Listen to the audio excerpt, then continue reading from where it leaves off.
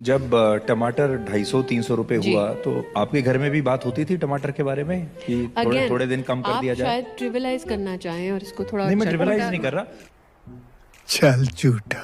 कांग्रेस की नेत्री कहने लगी कि बीजेपी क्या करती है, धर्म धर्म बोलती है। गजब बेइज्जती है। जबकि ऑडियंस में कई लोग नहीं जानते कि मेरी मीडिया में काम की शुरुआत आपके जूनियर के नाते हुई थी। 19 मंत्रियों का चुनाव हार जाना छोटी मोटी बात नहीं है और उनकी लिस्ट देखिए। और इन 19 मंत्रियों में सबसे बड़ी हार जिस मंत्री की हुई है वो है श्रीमती स्मृति ईरानी जी। लाइक दे दो बस, उसके बाद देखो मेरा रूप। सबसे बड़ी हार उन्हीं की हुई है जो महिला एवं बाल विकास मंत्री थी, जिन्होंने अमेठी में चुनाव लड़ा था और अमेठी में स्मृति ईरानी जी की हार का अंतर 1,67,000 वोटों का रहा है। और ये हार भी उन्हें किसी बहुत बड़े नेता के हाथों नहीं मिली है। यह हार उन्हें राहुल गांधी से नहीं मिली है। यह हार उन्हें कांग्रेस पार्टी के एक कार्यकर्ता जो पहली बार चुनाव लड़ रहे थे, जिन्होंने खुद कभी यह नहीं सोचा था कि वो कभी चुनाव लड़ेंगे और सांसद बनेंगे।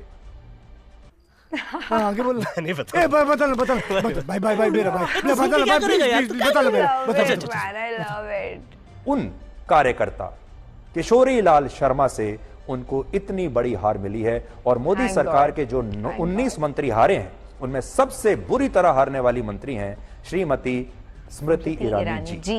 एक बार once more please. Shrimati Smriti Irani ji. कहते हैं वक्त से बड़ा कोई नहीं होता और वक्त बदलते देर भी नहीं लगता। देखिए ये मोदी सरकार के 2 कार्यकाल की कद्दावर मंत्रियों में शुमार स्मृति ईरानी सही पकड़े हैं। इन्हें पहचान तो जरूर गए होंगे आप। देखिए भीड़ में बैठी हैं, कोई वीवीआईपी ट्रीटमेंट नहीं, हंस रही हैं ताकि किसी को न लगे कि ये गमज़दा है। बिल्कुल। म्यूजिक।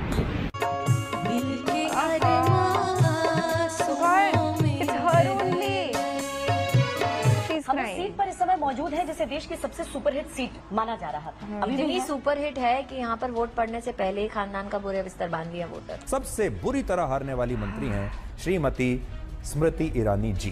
पर इस बार की स्थिति बताइए। हालांकि एक पूर्व मुख्यमंत्री कांग्रेस पार्टी के यहाँ पर लगातार दिन रात हैं अशोक गहलोत, और वो भी जुटे हुए हैं कि स्मृति ईरानी की हार हो जाए। मतलब एक बीजेपी की साधारण कार्यकर्ता को हराने के लिए पूरा खानदान चाहिए, पूरा इकोसिस्टम चाहिए, पूर्व मुख्यमंत्री भी चाहिए। कांग्रेस पार्टी का दावा है कि अब सब ठीक है, बस अमेठी में लड़ना ठीक नहीं। पछतावा कर रहे हैं, साथ में पड़ोस की सीट है।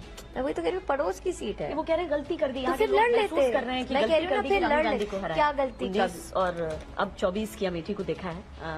मैं कहती हूँ ना, अगर आपने कह दिया कि अब बहुत अच्छे हालात हो गए, वो कहेंगे आप गोदी मीडिया है। मैं कहती हूँ आप ना बोलें, आप श्रीमती वाड्रा का वो वीडियो क्लिप निकाल लीजिए। इस इलाके ने उनका क्या बिगाड़ा था बताइए। नहीं, आपने उस दौर का जिक्र किया, इसलिए मैं ये भी पूछूंगी कि 2 बार ऐसा हुआ कि कांग्रेस पार्टी यहाँ से आ रही, लेकिन फौरन उसके बाद जो चुनाव हुआ उसमें वो बाउंस बैक लड़ लेते ना।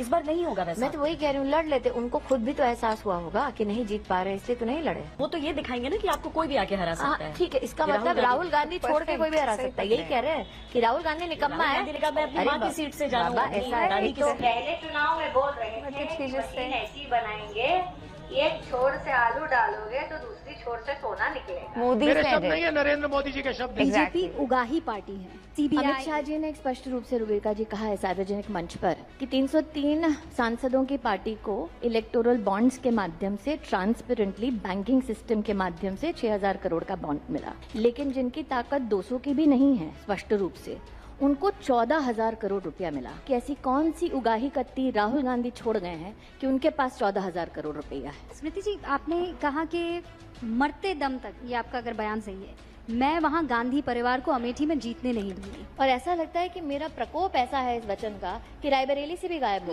लेकिन ये ऐसी भावना क्यों? ये गुस्से की है, ये बदले की है, ये द्वेष की है। ऐसा है, मैं ऐसी भावना इसलिए कह रही हूँ रुबिका जी, अगर आपने 4 लाख गरीब औरतों को अंधेरे तलाशते हुए देखे कि वो खुले में शौच कर सके उस इलाके में जहाँ 50 साल इस खानदान ने राज किया हो, आपको भी उतना ही गुस्सा आएगा जितना कि मुझे। वहाँ पर पहला CT स्कैन का मशीन मोदी सरकार लाई, पहला डायलिसिस का सेंटर मोदी सरकार लाई, पहला ब्लड बैंक मोदी सरकार लाई, पहला पासपोर्ट का ऑफिस मोदी सरकार लेके आई। ये एक ब्लड बैंक नहीं बना पाए वहाँ। स्मृति जी, ये जो कॉन्फिडेंस आपका है, आप यकीन के साथ कह सकती हैं कि नंबर्स में भी झलकेगा? और अगर हाँ, तो उत्तर प्रदेश में आप 80 में से कितनी सीटें लाएंगे इस बार? देखिए, मैं ना योगेंद्र यादव जैसी कोई सेफोलॉजिस्ट हूँ, ना मैं राहुल गांधी जैसी कोई बुद्धिजीवी हूँ। मैं आपको इतना ही अश्योर कर सकती हूँ कि जो मोदी ने कहा है वो पत्थर की लकीर है। एनडीए अब की बार 400 पार।